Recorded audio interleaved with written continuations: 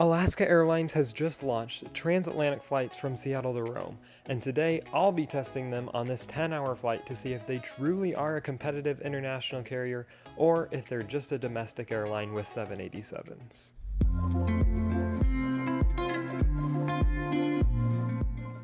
And at check-in for our Rome flight is with all the other domestic flights. Unless you're flying suites class, then you get a dedicated check-in area. Here, we depart out of the in gates on all international flights, which is a domestic terminal, so it feels like a domestic airline, but it's very cool to see the 787 here with all the 737s, and we'll get on soon and see what the product on board is like.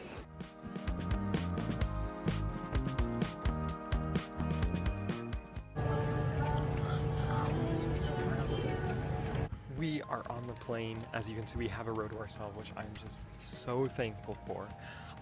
First impressions, it is comfortable. We'll get into how it's different from domestic other than being a wide body, but you can see it, the interior is still like Hawaiian because they have not changed like the leather or anything yet.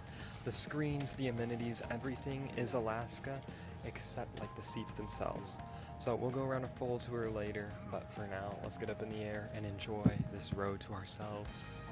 One other note, it is really roasty toasty on this airplane right now. Like, I'm actually sweating, but I think it should cool down once we get up in the air and they get the air vents on. Locate the two exits nearest you using these green symbols. The nearest exit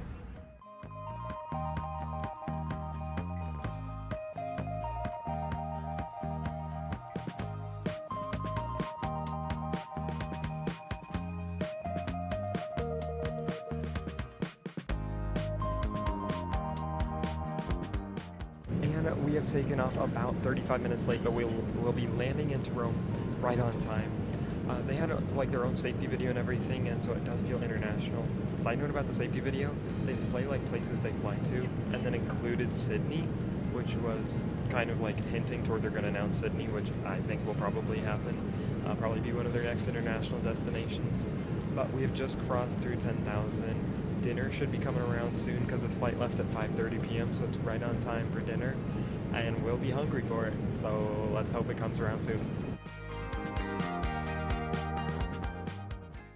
And the meal service has come around. We both chose the chicken, which comes with zucchini, yuck, and then this like weird white stuff, which I'm kind of nervous to try, and then also a Caesar salad, a roll, and brownie batter or something ice cream, which sounds delicious.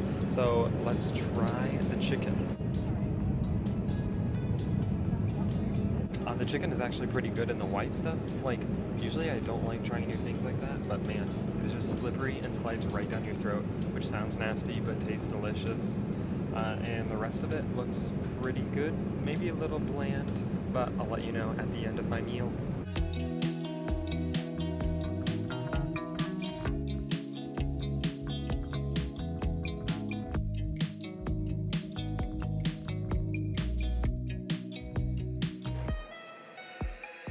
Okay, honestly, that was a really good meal service. The chicken was good.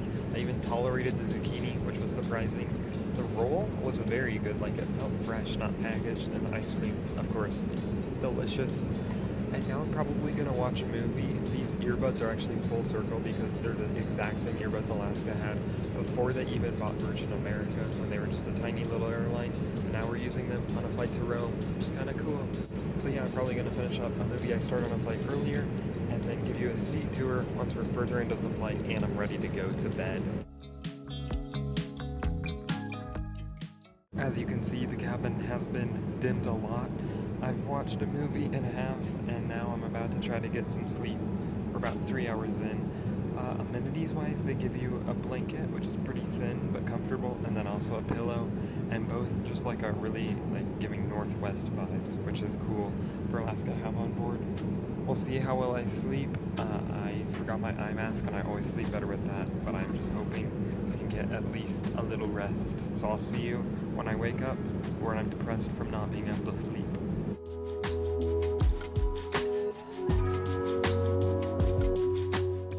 As I'm sleeping, I just wanted to let you guys know that I'm trying to hit 10,000 subscribers, so if you're enjoying this video and you haven't already, it would be awesome if you'd subscribe. Well, I just woke up and the lights came on and I was confused, but it's because I slept 5 hours in this seat and I didn't even take anything to fall asleep, which is amazing. We're an hour and 45 minutes out from Rome, and so before the breakfast service comes around, I'm going to give you a seat tour. First off, the main attraction is the TV, which is like bright and it has a ton of options and is a much better offering than Alaska's domestic airplanes, which don't even have a TV. And then it also has two chargers, like the two of the old and the new end. That's actually the only chargers at this seat in basic economy, which is a little bit of a letdown, honestly. I would like to see a universal plug. Right below the TV is the tray table, which is one of the biggest tray tables I think I've seen in economy, and just perfect size for doing whatever you want, actually. Then there's also a double seat back pocket, which I've found super useful for storing my stuff. The legroom is very good, much better than I remember. The recline is also pretty good. I haven't reclined right now. When you first sit down, it does feel a little straight up, but once you recline, it feels much better. That's pretty much all I can think of. It's a very comfortable seat, actually, and honestly, and obviously pretty good for sleeping as well with how much I got. So I'd say the seat is a big win. They just announced the breakfast service is coming around, so this is the last chance to impress with their food service. We'll see how breakfast goes. I did forget to mention actually the biggest problem I have with these planes.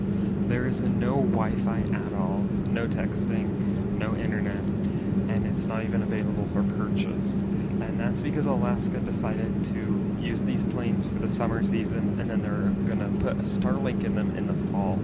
Personally, I think they should have put Starlink in them beforehand, but I guess they made that choice and they're sticking with it. It's a little hard not to have Wi-Fi, but they do have a lot of movie options, but that definitely brings their whole score or whatever down. Definitely something that is missing on this airplane, but other than that, it is a very good flight.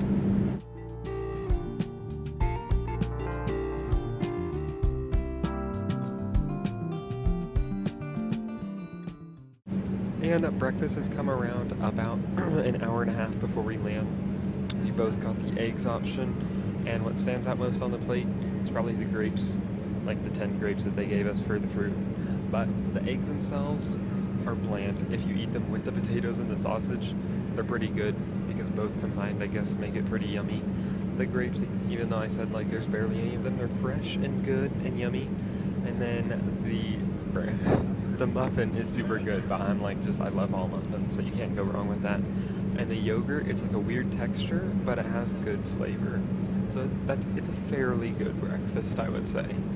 And now, as we descend into Rome, it's time for my final review of Alaska Airlines on their 787. First, the pros. The seat is comfy and the amenities are very nice. The service, even though I didn't show it, was friendly. However, the food wasn't super flavorful and the portions were smaller than what other carriers offer. I wish there was a universal socket in basic economy, and even though it's a temporary problem, flying without Wi-Fi wasn't the greatest. So, does Alaska feel like an international carrier or just a domestic airline with 787s? I think they feel like an international carrier and have potential to compete with the bigger, more established carriers like United or Delta. But I also think they have some problems to deal with before they get there. However, as they continue to grow and figure out how to be an international carrier, they will be a very enjoyable airline to fly. Thanks for watching. If you want to watch another video, there's one up on the screen, and I'll see you guys in the next one. Goodbye.